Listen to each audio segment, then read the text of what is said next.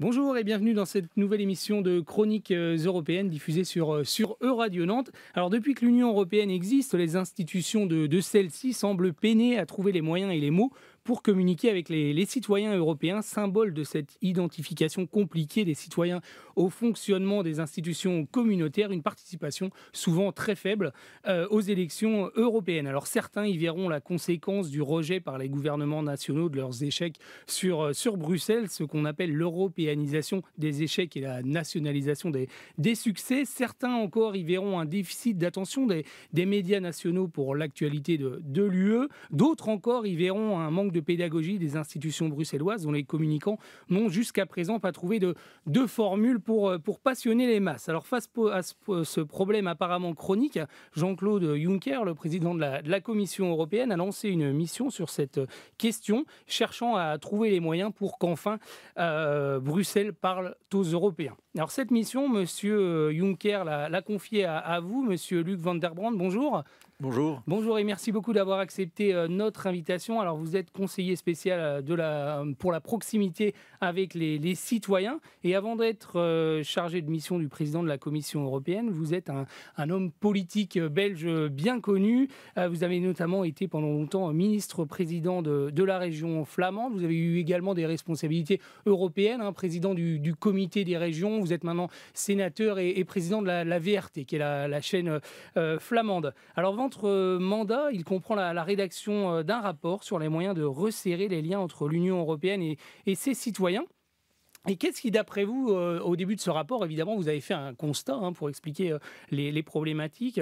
Qu'est-ce qui, d'après vous, a pu conduire au fait qu'au fil du temps, la confiance des citoyens dans les institutions européennes se soit assez largement érodée et que les institutions de Bruxelles aient les plus grandes peines à communiquer avec les 500 millions d'Européens ? Mais tout d'abord, au début de ce projet européen, qui était une innovation politique, mais plus que cela, mais une innovation sociétale, c'était naturellement fin de la guerre et c'était un projet de paix pour les Européens.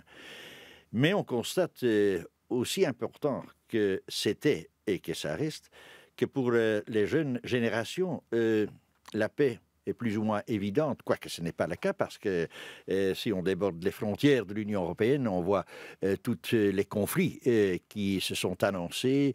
On a vu le flux migratoire avec des conditions inhumaines, d'une part, d'autre part, les gens qui voulaient être sécurisés. Et donc, il y a différentes raisons de ce qu'on pourrait appeler l'érosion de la confiance aux institutions européennes.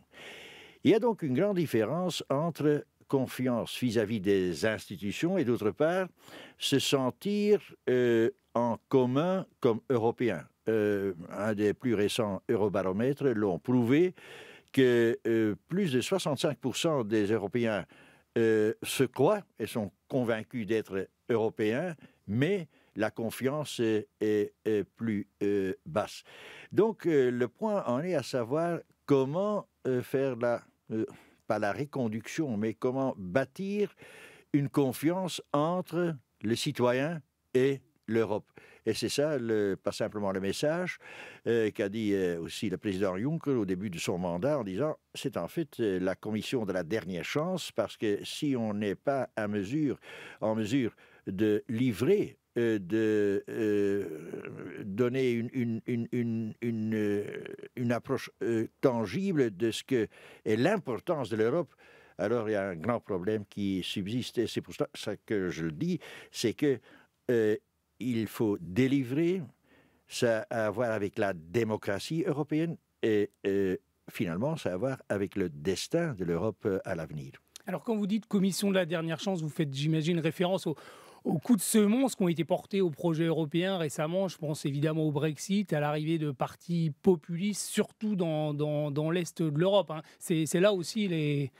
Évidemment, il y a eu naturellement la crise économique et financière 2008, je dirais d'une façon pas toujours un prix de beauté, mais on a pu surmonter cette crise parce que pour les gens dans, je dirais, la vie journalière, c'était naturellement de première importance que les gens soient sécurisés. Le Brexit a aussi montré un clivage entre les générations au Royaume-Uni. Parce que quand j'ai fait référence à ce projet de paix, une génération qui a vécu cette période et aussi au-delà, pour eux, je dirais, c'est une question d'arriver dans une Europe. Pour les jeunes, c'est un constat, c'est ce qui est en place. Et comme vous le dites, il y a les dernières années certainement eu je dirais même des fléaux populistes qui aborde la question de la démocratie d'une façon tout à fait particulière, qui font en fait l'antagonisme entre tout ce qui provient directement du peuple est pur et juste et serein, et tout ce qui provient des dites élites, enfin ceux qui sont responsables pour ce projet européen, sont en fait des gens qui ne comprennent rien des soucis et des besoins de la population. Donc ce clivage a amené à cette antithèse entre, et ça c'est un point que je soulève aussi dans mon rapport, c'est que de plus en plus, on a mis en avant que c'était l'Europe ou la démocratie, en disant l'Europe est la non-démocratie et nous, aux endroits nationaux des États membres, c'est là qu'il y a la vraie démocratie. Ce qui est, je dirais, pas acceptable, de plus que, en fait, il n'y a pas de disconnexion entre les États membres et l'Union, parce que c'est eux qui sont à la base de ce projet commun. Et alors, cette analyse faite, c'est pas simplement utile de la faire, c'est évident, mais il faut essayer de trouver des pistes pour... je ne dis pas convaincre, parce que je suis contre cette idée de publicité, de public relations. Quand on parle de démocratie participative, on doit même surmonter l'information, la communication, c'est le dialogue et c'est donner une place aux citoyens en premier lieu. Et là, il est évident aussi de constater, et c'est un autre point qu'il faut surmonter, c'est que, comme je le dis aussi, les propriétaires de la démocratie européenne, ce ne sont pas les institutions, ce sont les citoyens. Et c'est de ce point que j'essaie de aborder quelques pistes qui peuvent, je ne dis pas solutionner le tout avec, je dirais, une action. Donc, il y aura nécessité de travailler sur différentes pistes qui sont intimement relatées.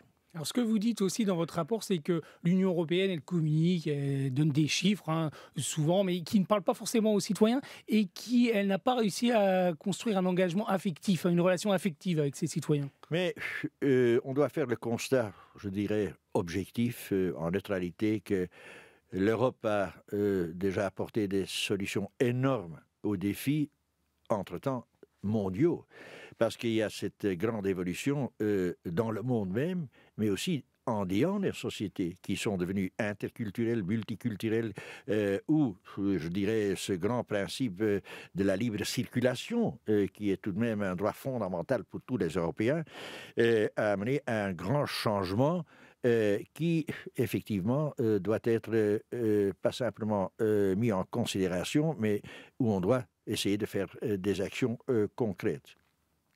C'est pas aussi, si on a des difficultés à communiquer, si l'Union européenne a des difficultés à communiquer, c'est pas aussi le fait justement qu'il y ait cette difficulté créée par le multilinguisme et le multiculturalisme? Oui.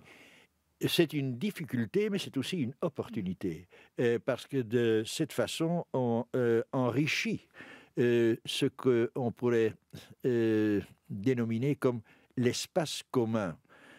Nous sommes tous nous faisons tous partie de différents cercles. C'est le cercle de notre famille, c'est le cercle où nous habitons, il y a les cercles d'intérêt, Et les cercles sont certainement pas seulement devenus ou restés géographiques, donc c'est aussi dans différents espaces qu'on doit se retrouver. Ceci dit, naturellement, la diversité et l'unicité, c'est quelque chose d'unique parce que c'est pas comme les États-Unis où un melting pot de toute différence. Chez nous, il y a tout de même un ancrage aussi historique. Et pour donner un exemple, avant qu'on pouvait même imaginer qu'il y aurait un programme Erasme, l'échange au XVe et XVIe siècle entre les universités de Salamanca, de Montpellier à Krakau, de Krakau à Leuven, était vraiment très dense pour en fait dire qu'il y a cet ancrage pas simplement historique, mais multiculturel dans le sens élargi du terme.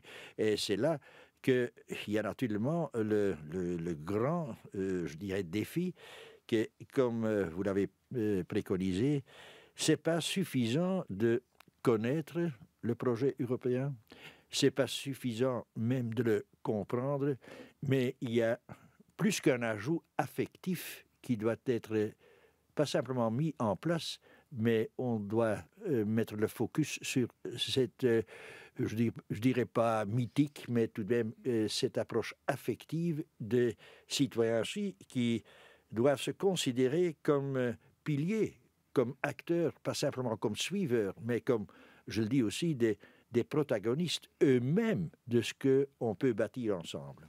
Et c'est là où, justement, dans votre rapport, vous parlez justement de faire des anciens étudiants Erasmus des vecteurs un petit peu de cette affection pour l'Europe. Hein. Mais je présume que ce sont les meilleurs ambassadeurs parce que dans leur vie de jeunes, étant des étudiants, c'est tout de même eux qui ont senti ce qui est la richesse de la diversité.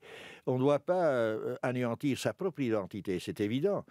Mais c'est pour cela que je focalise aussi sur le fait qu'on doit encore, d'une façon importante, élargir le spectre d'Erasmus+, et aussi l'élargir au-delà du monde de l'éducation.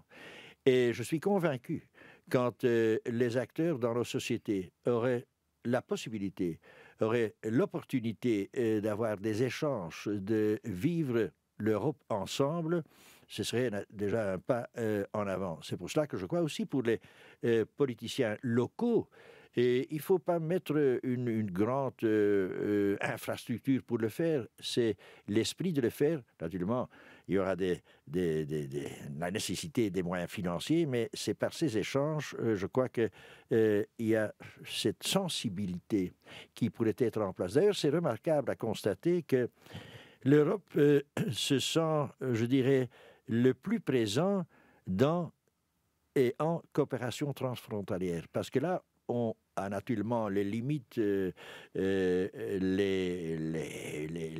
coupages, en fait, de nos États par les guerres que nous avons vécues, mais surmonter ces frontières, c'est exactement quelque chose qui est prometteur et qui peut amener à effectivement donner une place concrète aux citoyens, aux gens. Alors il y a un élément qui revient aussi beaucoup dans votre rapport concernant les préconisations que vous faites, c'est s'appuyer donc sur la société civile, mais également sur l'échelon régional et local, hein, un peu comme ce qui peut se faire pour la délégation qu'a faite l'Union européenne pour gérer les fonds structurels. Hein. Mais je dis toujours, j'ai longuement travaillé à cette charte et à ce document sur la gouvernance à multiniveau.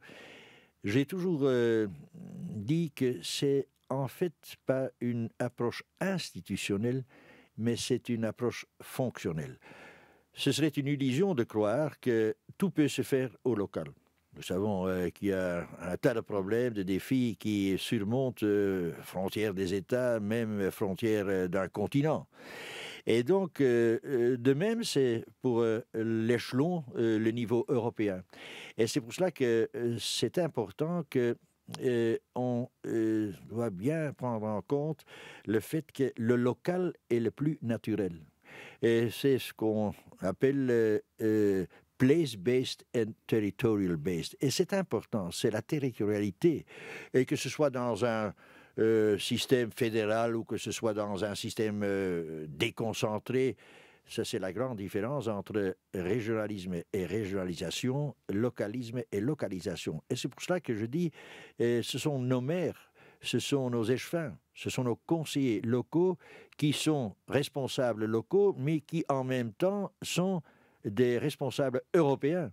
Et je préconise, et je suis tout à fait convaincu qu'il faut d'abord écouter et laisser parler le local de l'Europe.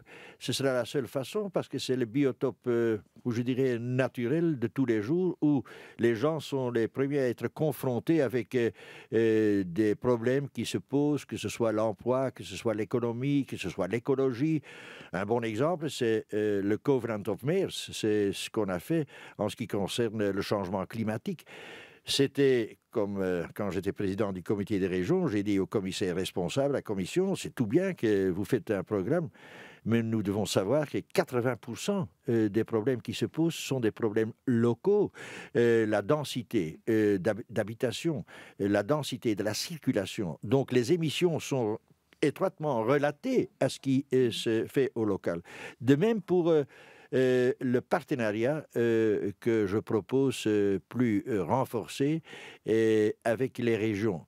Et je dis, parce que je sais que souvent on dit, oui, mais c'est pas possible de faire une Europe des régions.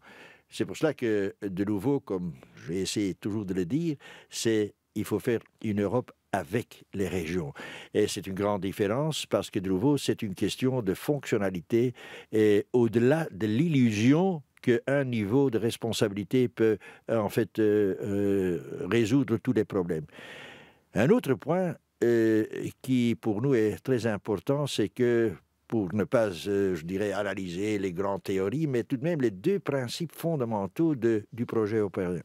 C'est la subsidiarité, c'est-à-dire donner la responsabilité à l'endroit qui a le plus d'effets concrets pour les citoyens, mais l'autre principe, c'est le principe de la proportionnalité, c'est-à-dire l'action qui doit être menée à un certain niveau doit être en proportion avec en fait le but qu'on essaie d'avoir. C'est pour cela que c'est important que cette approche un peu verticale de tous les niveaux de responsabilité, parce que je préfère parler des responsabilités au lieu de compétences. Naturellement, c'est relaté.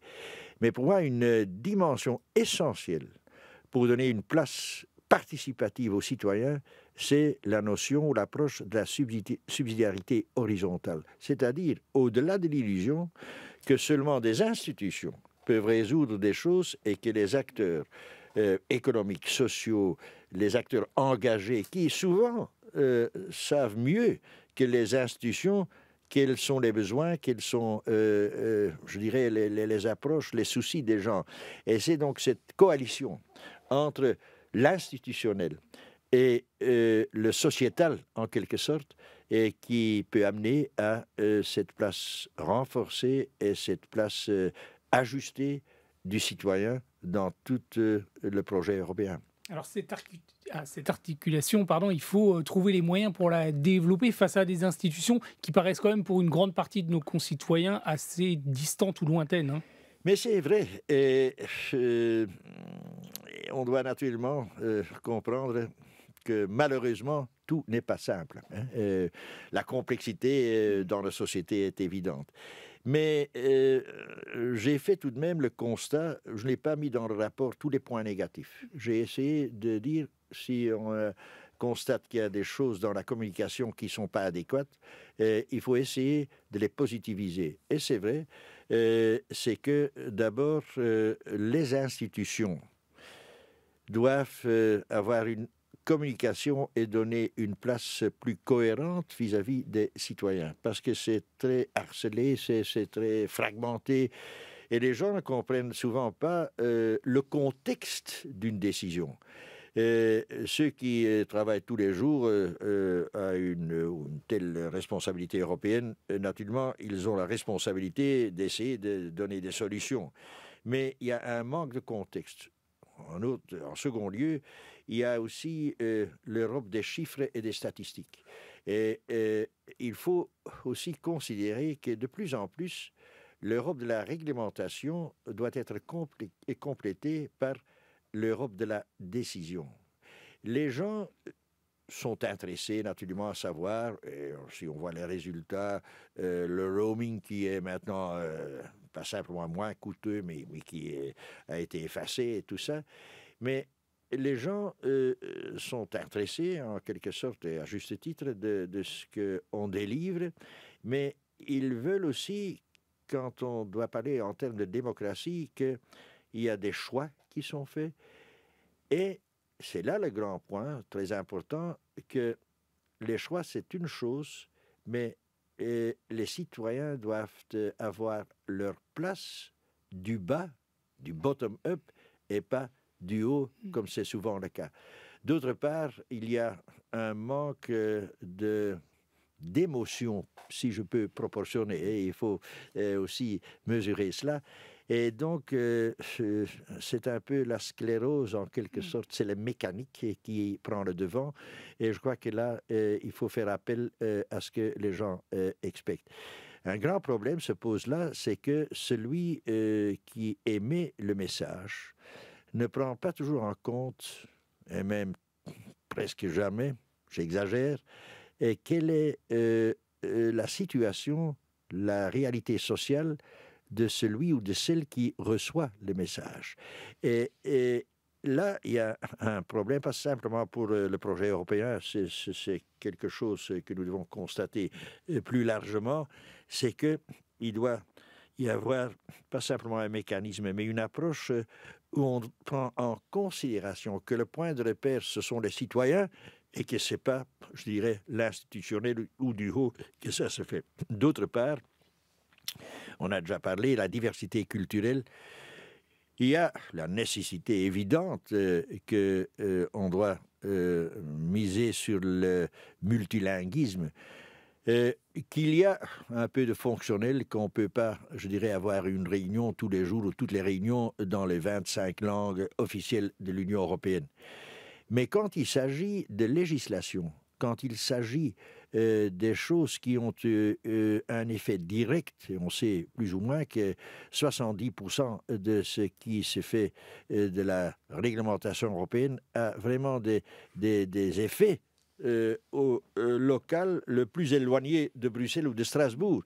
Donc là, il y a, je dirais, ce que j'appelle des guidelines. Il y a des orientations qui doivent être pris à bord pour simplifier les messages, pour mettre au clair que le citoyen a une place à y avoir, qu'on essaye aussi de surmonter le technique en quelque sorte, le contexte et l'importance d'involver les citoyens dans les choix que l'Europe doit faire. Et est-ce que l'Union européenne a aussi les moyens, les outils justement pour accompagner des initiatives citoyennes? Je vois par exemple l'exemple de Radio, c'est une radio qui essaie d'articuler justement l'européen et le local depuis 2007. Je les accompagne bénévolement. Et là, ils sont en train d'essayer de développer leurs antennes dans 13 métropoles françaises. Ils reçoivent des médailles, des prix, des encouragements de part et d'autre. Mais alors pour trouver les budgets, c'est la croix et la bannière. Il y a naturellement le problème budgétaire qui est en place, on ne peut pas le nier, et c'est quelque chose qu'il faut voir de plus près. Mais il y a un tas d'instruments qui sont déjà en place. Et c'est ça que je mets en exergue aussi, c'est qu'on n'utilise pas les instruments qui sont déjà ancrés dans le traité de Lisbonne. Le dialogue horizontal entre les citoyens eux-mêmes, le dialogue vertical avec les responsables de société, le European Citizens Initiative, l'initiative citoyenne européenne, que maintenant, finalement, après 5-6 ans de faille, il y a une proposition de la Commission, mais de nouveau, c'est déjà, je dirais, dans la bonne voie, mais pas pris en considération quelle est la place qui doit être la place des citoyens. Il y a le dialogue des valeurs. Si on est confronté, qui est une partie de notre vie, à avoir avec les différentes, pas simplement religions, mais convictions, ce que nous vivons à cette heure dans tous nos pays européens, il faut ne pas les seulement organiser à Bruxelles, mais il faut aussi les élargir.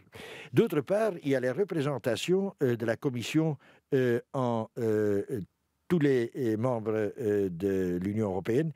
Il y a un tas de choses qu'on peut faire, mais de nouveau, on doit les élargir aux acteurs de la société. Et là, je préconise qu'il faut avoir un mécanisme de lien avec tous ceux et celles qui veulent trouver des solutions, qui veulent se sentir partie de ce projet en commun. Il y a les European Direct Centers, il y en a 500 en Europe.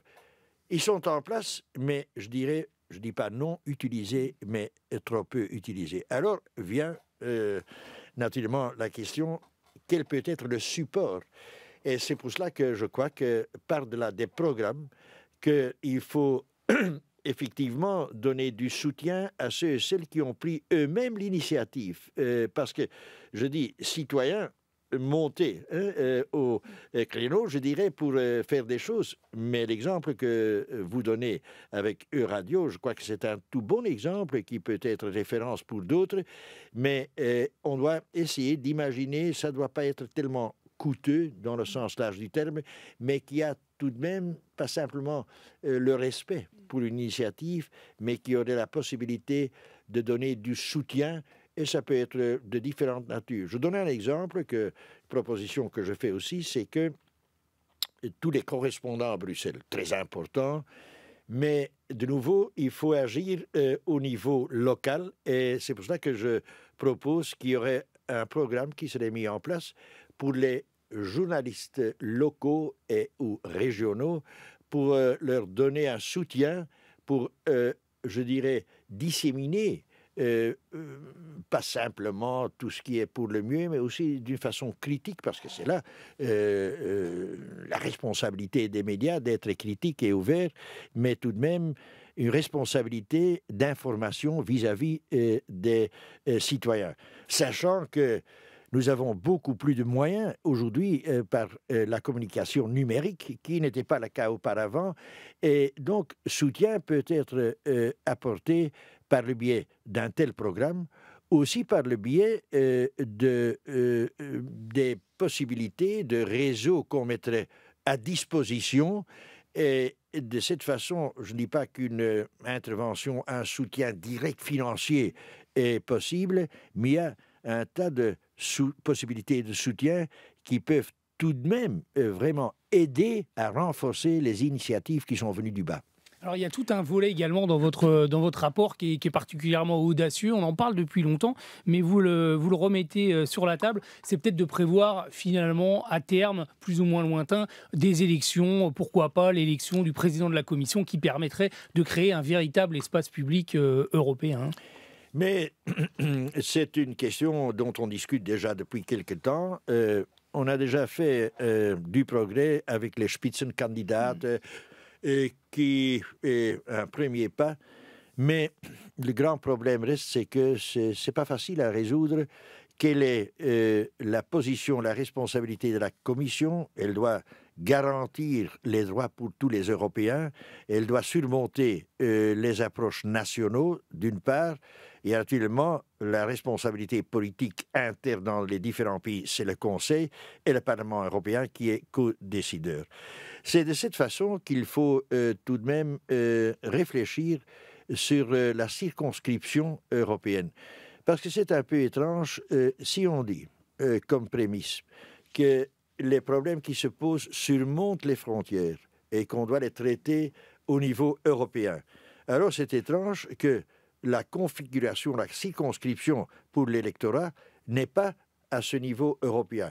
Il y a des formules intermédiaires qu'on pourrait imaginer, mais jusqu'à présent, en fait, les élections pour le Parlement européen sont restées en grande mesure des élections nationaux ou régionaux.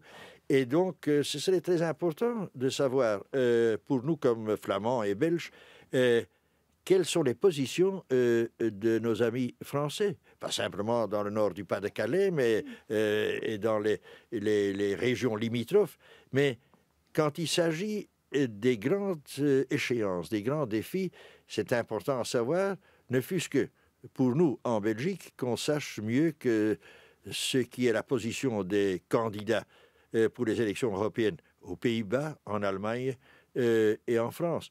Et là, des gens disent, oui, mais finalement, on votera tout de même pour les siens, en quelque sorte. C'est un processus, mais il faut élargir les esprits. On ne peut pas continuer à travailler sur des solutions, des approches de solutions européennes et finalement en faisant l'élection pour ceux qui sont de notre coin. Ceci est contradictoire à, je dirais, cet esprit d'espace commun qui est devenu le nôtre. Vous avez dû être du coup rassuré par les déclarations du président français Emmanuel Macron qui, dans ses 2 derniers discours sur l'Europe à Athènes et à la Sorbonne, semblait aller dans ce sens. Hein. Mais oui, je crois que le président Macron, et d'ailleurs je le dis aussi, que les populistes, encore plus que les eurosceptiques, avaient espéré, rêvé que c'était l'anéantissement de l'Europe. Et ceci n'a pas vu le jour parce que aux Pays-Bas, en Allemagne, il y a naturellement les problèmes de la coalition, mais on la surmontera. Mais certainement en France, je dirais cette approche tout à fait européenne, ce qui n'était pas évident si je vois toutes les discussions en France des dernières années. Et comme le président Macron l'a aussi mis en avant, il faut réfléchir sur cette notion. Il parle de convention démocratique. Bon, j'élargis un peu l'idée. Il s'agit en fait de délibération, démocratie délibérative, qui ne doit pas venir en place de la démocratie parlementaire, mais elle doit compléter ce qui se fait tous les 4 ans, ou les 5 ans, ou les 3 ans, que sais-je. Et donc, ce serait très important de donner du soutien, donner de l'espace, de donner des pistes pour organiser de différentes sortes. Ça peut être différent en France, comme ce pourrait être le cas en Allemagne, parce que là, on a, par exemple, eu le mouvement Pulse, qui, tout de même, essaie de sensibiliser les gens, et c'est là le grand point, et aussi la difficulté. Donc, essayons de donner une place au délibératif qui complète l'approche institutionnelle des élections, qui reste importante parce qu'il faut arriver à des solutions. Le grand problème, c'est que on l'a vécu en Belgique aussi avec ce qu'on appelait le G1000. Pendant des jours, des semaines, on a discuté, bien préparé, on a fait une liste de priorités qui ressortent des soucis et des gens. Mais alors, qu'est-ce qu'on fait avec cette délibération? Et c'est pour cela que une des propositions concrètes que je fais, c'est que, se basant sur ces délibérations, des dialogues en lieu et place, qu'elle soit reportée au Parlement européen. Et c'est pour ça que je propose, en complétant en fait le travail normal du Parlement européen, qu'il y aurait 2-3 fois à l'an, ça peut aussi être online, que ce qui provient de ces idées, de ces soucis, de ces propositions, de ces pistes de changement et d'innovation, que ça atterrit quelque part. Parce qu'autrement, il y a une grande expectative et puis il y a la frustration qu'on n'en fait rien. Et là, c'est un manque de respect vis-à-vis des citoyens qui s'engagent à essayer de changer les choses pour le mieux.